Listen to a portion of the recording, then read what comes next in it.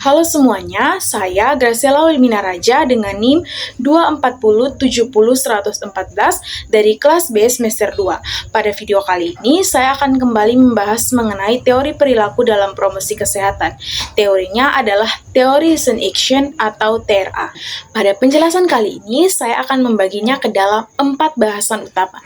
Yang pertama adalah pengertian dari TRA, yang kedua adalah penemu dari teori ini, kemudian yang ketiga adalah faktor utama dari teori reason action, dan yang keempat adalah contoh atau implementasi teori reason action dalam masalah-masalah atau dalam kasus-kasus yang terjadi di masyarakat. Yang pertama adalah pengertian teori reason action atau TRA. TRA merupakan teori yang menghubungkan antara sikap dan perilaku dengan tindakan dari individu. Dalam teori ini dijelaskan bahwa sebelum adanya tindakan dan perilaku yang dilakukan oleh individu, perlu didasari dengan adanya niat dan keyakinan dari dalam diri individu itu sendiri. Sehingga kemudian teori ini disebut sebagai teori yang beralasan.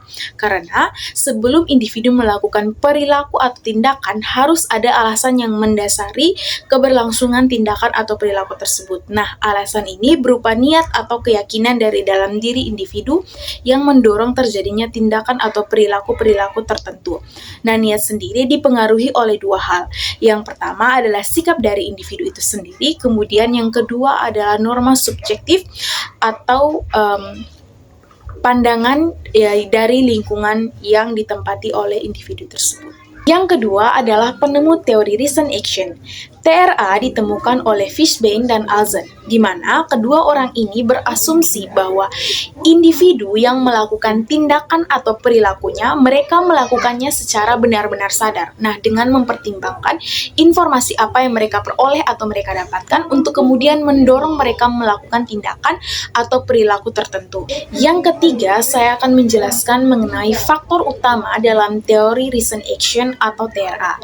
Yang pertama adalah behavior belief atau keyakinan dari seseorang individu terhadap perilaku-perilaku atau tindakan-tindakan tertentu, di mana dalam behavior belief ini berkaitan dengan dua hal utama, yaitu mempertimbangkan keuntungan atau kerugian atau outcome of the behavior yang akan mereka peroleh, untung dan rugi yang akan mereka peroleh ketika mereka melakukan tindakan atau perilaku-perilaku tertentu.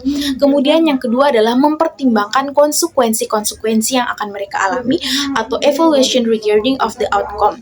Nah, konsekuensi yang akan mereka rasakan ketika mereka melakukan perilaku-perilaku atau tindakan-tindakan tertentu, di mana dari kedua hal ini dia akan mempengaruhi adanya sikap. Nah, sikap sendiri dia adalah hasil dari keyakinan individu yang dapat mendorong mereka untuk melakukan tindakan atau perilaku-perilaku tertentu. Faktor utama yang kedua adalah normative belief atau perilaku normal yang dapat diterima di dalam masyarakat. Nah, hal ini berkaitan dengan faktor sosial, kebudayaan, adat istiadat, dan norma dalam masyarakat yang sudah melekat dalam keberadaannya. Namun bukan berarti dalam normative belief ini dia hanya menjelaskan mengenai peran tradisional, yaitu berkaitan dengan sosial dan budaya. Namun dalam normative belief dia juga menjelaskan mengenai pendapat dari lingkungan yang dapat mendorong adanya norma subjektif atau persepsi atau pandangan dari individu sebagai hasil dari adanya tekanan sosial yang dapat mempengaruhi tindakan atau perilaku tertentu. Yang keempat, saya akan menjelaskan mengenai contoh atau implementasi teori reason action ke dalam masalah-masalah atau ke dalam contoh kasus yang terjadi di masyarakat. Untuk kesempatan kali ini, saya akan menjelaskan berkaitan dengan artikel yang berjudul Analisis Teori Reason Action atau TRA pada niat mahasiswa atau mahasiswi jurusan Ilmu Kesehatan Masyarakat Universitas Negeri Malang untuk menikah dengan laki-laki perokok. Yang pertama adalah behavior beliefs atau sikap terhadap perilaku. Hal ini berkaitan dengan sikap dari mahasiswi Ilmu Kesehatan Masyarakat Universitas Negeri Malang terhadap laki-laki yang merokok. Itu dibentuk berdasarkan kepercayaan mereka tentang dampak atau bahaya yang akan mereka rasakan sebagai seorang yang menghirup asap rokok atau perokok pasif. Nah, dalam artikel mengenai analisis TRA pada niat mahasiswa jurusan Ilmu Kesehatan Masyarakat di Universitas Negeri Malang untuk memilih dengan laki-laki merokok itu ditemukan hasil bahwa orang yang menghirup asap rokok atau orang yang berperan sebagai perokok pasif atau istri dari perokok aktif itu memiliki resiko lebih tinggi terkena masalah-masalah kesehatan, misalnya kanker paru-paru dan juga penyakit kardiovaskular. Nah, hasil dari penelitian menunjukkan bahwa kepercayaan individu itu berhubungan dengan niat atau keyakinan mereka dengan orang yang merokok. P atau nilai probabilitas 0,020. Namun, hasil dari evaluasi terhadap kepercayaan atau keyakinan seseorang tidak berpengaruh atau P atau nilai probabilitas itu sama dengan 0,340. Nah, maksudnya adalah niat atau keyakinan merokok berdampak tidak baik bagi kesehatan itu memang ada atau memang muncul, akan tetapi tidak berarti bahwa mereka menilai dampak atau bahaya itu secara langsung mempengaruhi niat atau keyakinan mereka untuk berubah atau untuk berperilaku yang baik. Yang kedua adalah normative belief atau berkaitan dengan norma subjektif. Norma subjektif menjelaskan bahwa pandangan lingkungan atau pendapat dari lingkungan dan tekanan sosial dari masyarakat sangat penting atau dia sangat mempengaruhi perilaku atau tindakan dari seorang individu. Dalam artikel tersebut dijelaskan beberapa hal, yaitu yang pertama berkaitan dengan kepercayaan normatif. Itu adalah keyakinan manusia bahwa orang-orang penting bagi mereka. Hal ini berkaitan dengan keluarga, kerabat, teman, lingkungan sekitar, dan juga masyarakat yang mempengaruhi mereka dalam membuat keputusan, menyetujui atau mereka tidak menyetujui apabila mereka menikah dengan orang yang aktif dalam merokok atau perokok aktif. Kemudian yang kedua adalah berkaitan dengan motivasi mereka untuk mentaati hal tersebut.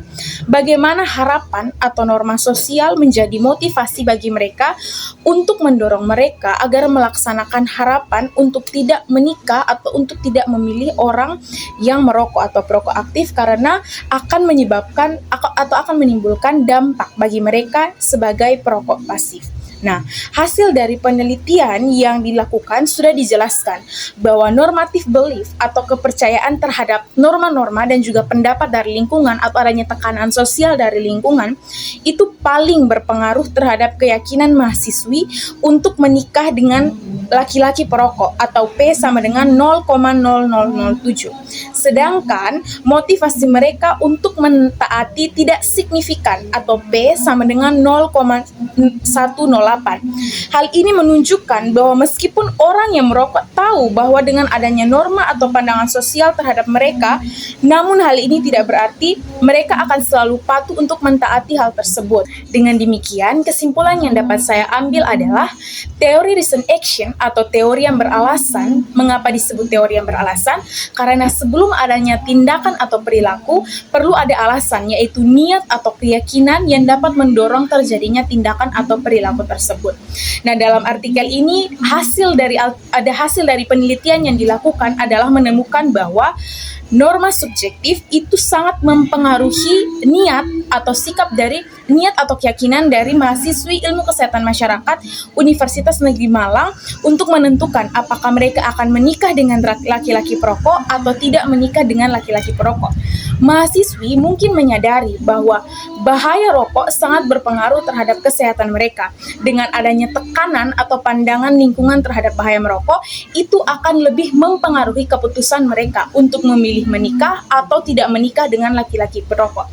Sehingga kemudian ketika akan dilakukan upaya perbaikan, maka hal yang harus penting diperbaiki adalah norma-norma atau aturan-aturan yang berlaku di dalam masyarakat yang dapat mendorong keberlangsungan keputusan yang akan dipilih oleh mahasiswi-mahasiswi untuk memilih menikah atau tidak menikah dengan perokok.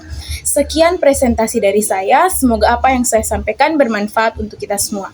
Atas perhatiannya, saya ucapkan terima kasih.